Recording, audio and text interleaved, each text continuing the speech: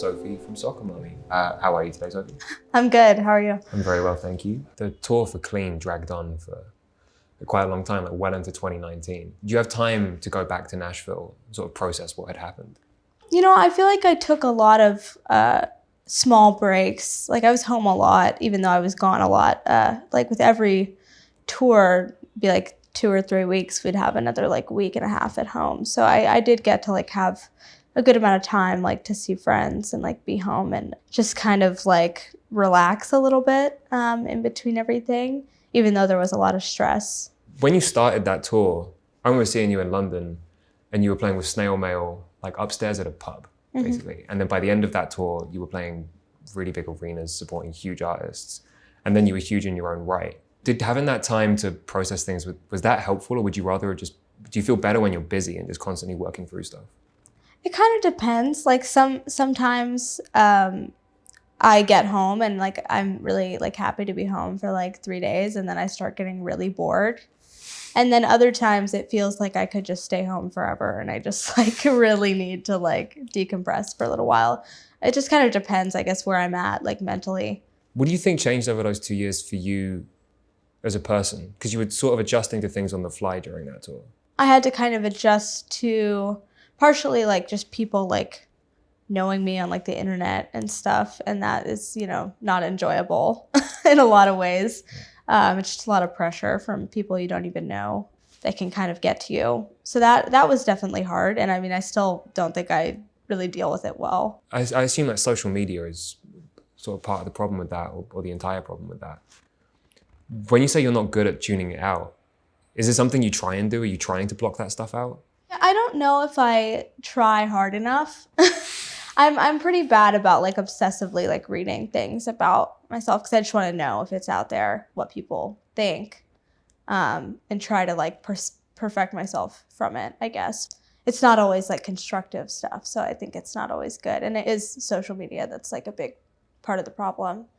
I think it's just not for me. Are you writing through all of this? Like when you're on the road and going back home, when were you starting to piece this stuff together and the songs for Color Theory? I think I started writing, like I think some of the first songs, which were like Bloodstream and Circle the Drain, like I wrote those around like March 2018. So like right when Clean came out, really like all that, like I started writing for the next record and just kind of spent the next year writing it, like while I was touring and like all that kind of stuff. So it was definitely like during a lot of the like the stress and intensity of like having an album blow up. Why have we split this album up into 3 distinct parts? When I was writing it, I like kind of realized like, you know, it took me a few songs to like really see it, but I was kind of writing in these 3 main like moods that were kind of different from each other and had different like energy. Further down the line, I kind of realized with like Yellow's the Color of Her Eyes, this like color connection to like some of these moods, and started piecing together the idea of like blue kind of being this like sadness and depression, and yellow being like anxiety and sickness, and then this like gray like emptiness and kind of like fear about mortality and all of this like existentialism and stuff like that. So it kind of pieced together as the record was like coming along. I quite like to take these one by one, because Blue being the first one, that melancholy and depression, did tour sort of exacerbate some of those problems? It's hard to say for me because I think that sometimes I would start to think that, and then I would go home and have it be worse than when I was on tour. And I think it was just kind of, in some ways, unrelated to the, you know, wherever I was. And it was just kind of these like swings of like falling in and out of it. When you went back to Nashville, in between those, like how had your relationships back home changed? Did you feel them changing? Obviously, like some people that I wasn't extremely close with, that I was friends with, I didn't see very much anymore.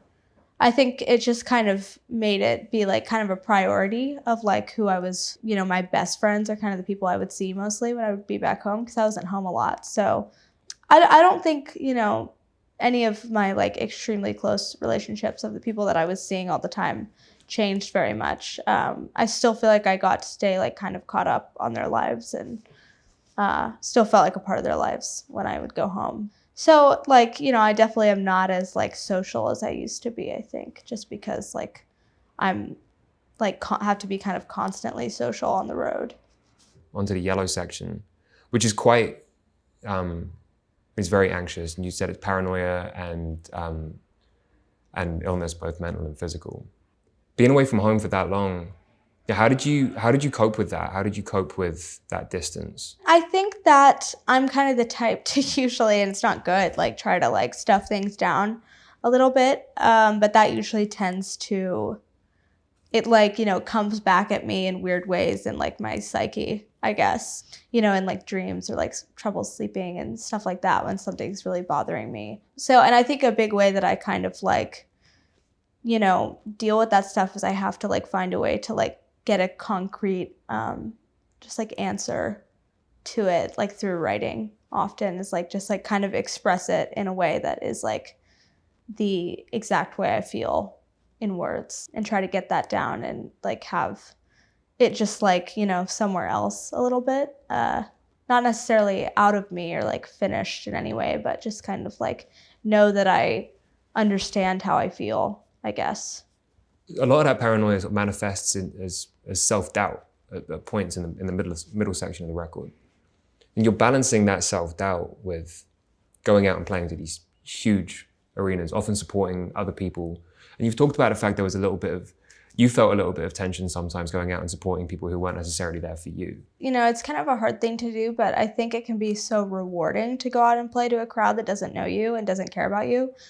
Because if you can like play a great show and win them over, it's like, like, wow, that's like genuine. That's not somebody who didn't really care if I was good tonight and is still gonna love me.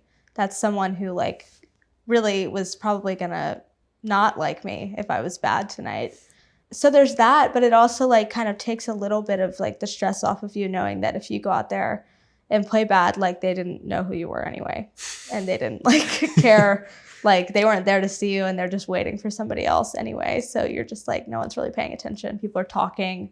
So it's kind of like, it can be super rewarding and it also can be like a less stressful environment. So it's nice, but it's also amazing getting to play for a crowd that like is there for you and like really cares about your music. There's just different pressures. Yeah, I mean, I feel like it's nice to go back and forth so you get kind of like relief from both.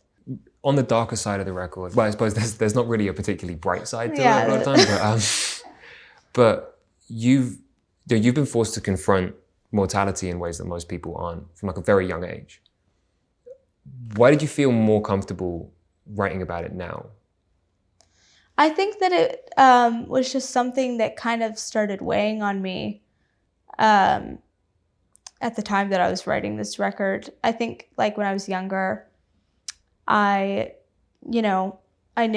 found out about like my mom being sick and I kind of just wanted to like push it down a little bit and not really think about it and kind of avoid the problem, especially like now she's doing really well. So I don't have to be confronted with it like visually all the time because it's just not like the fear of like loss there isn't like present as much. But when I was gone so much and I'm like busy all the time, like I'm not, like when I was in college, I'd talk to my mom all the time and then I'm on the road and I, just like don't really have time for family or people back home and just started to kind of get this like nervousness that like time was running out.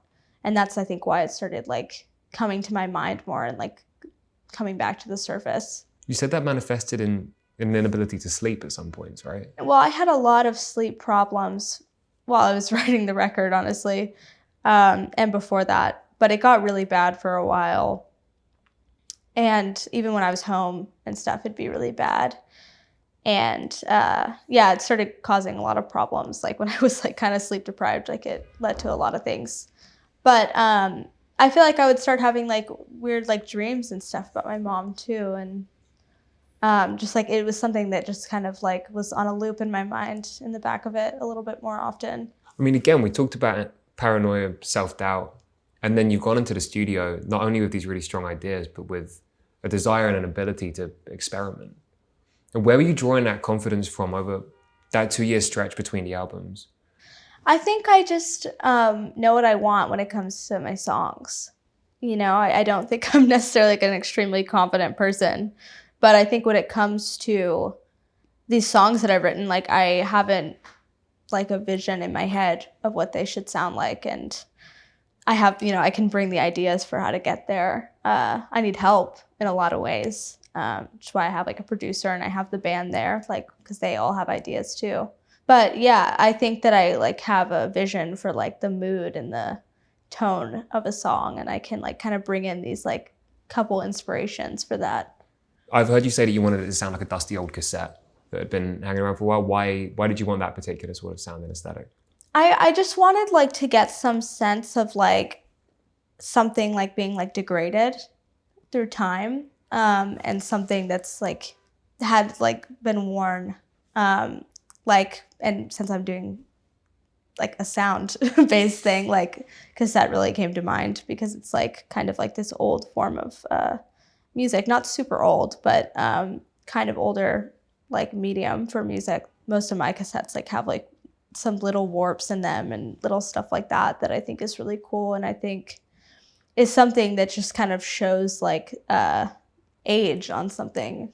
And when making like songs that are a lot about like me growing up and like changing in these small ways, I thought that was like a really good metaphor for like a sound version of like life, I guess. Do you think that starting out writing in a dorm room, essentially uploading your stuff to, it was Bandcamp with the early stuff, right?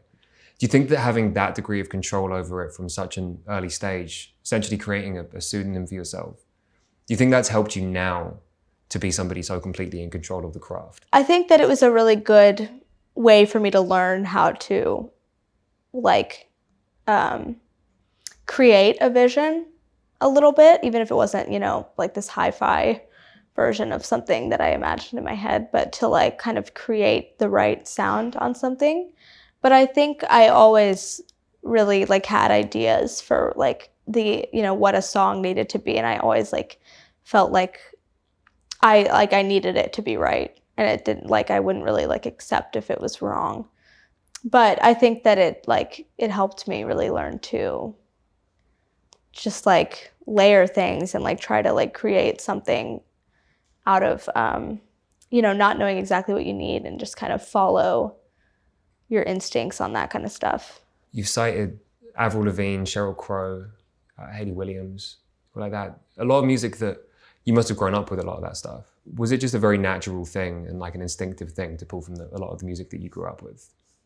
I think so. I mean, I feel like I also pulled from a lot of stuff that I was listening to as I, you know, was like a teenager and stuff, which is why, you know, I feel like I get like that I have this like 90s sound a lot because I was listening to a lot of 90s music at like the end of high school and when I went into college. But I think also just the music that I was listening to when I was like 5 years old when I started playing music had a huge impact on me because it was like, it was stuff like Avril Lavigne and, you know, like Hilary Duff and like these like pop stars that were like really big for like kids even. And I, you know, that was just like kind of the time where I really started to love music and love writing. And I think the fact that that was what was inspiring me when I was that young and like first getting into it, it always stuck with me. What do you still draw from that now, from like a Hilary Duff or an Avril Lavigne? What still draws you to that? I feel like a lot of what I like draw from that kind of stuff is like melody, like just like really catchy melodies is something that I'm like really attracted to. And I'm also really intrigued by like early 2000s like pop production that is just like really like there's a lot going on with everything. Like there's these constant like dynamic changes and like builds and like filters and like all this stuff that just kind of is trying to keep you interested at every second and is trying to like fit a lot of stuff in. And I think that's really cool. And I think it, you know, kind of died down a little bit. We kind of like changed, I guess for pop music, like the way that that kind of production is done.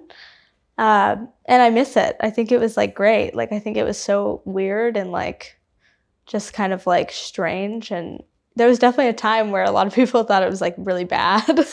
But I think it's like super cool to like do kind of things like filter the drums randomly, put a phaser on the drums, like things that you wouldn't think to do and just kind of like I don't know, add weird textures to everything. Do you have the same sort of ambitions as, maybe not a Hilary Duff, because that would be a weird world to step into now, but as some of those artists who, you know, you've talked about having a top 40 hit as like as some sort of dream. Is moving into a pop space commercially something that you're interested in without making any concessions? You know, it's not really that I want to move into a pop space. It's more that I would love to see like the kind of music I make be in like a top 40 chart. Like I would love to see that kind of shift happen. Even though I love a lot of the stuff that's in the top 40 charts already. I think it would just be really cool to see something like kind of indie, I guess, like be able to like get into that sphere. And I'd love to try to do it. But I would never want to like just change my music drastically to try to make something like a pop song. Thank you very much for coming in, Sophie. I really appreciate it. Yeah, thanks for having me. Thanks.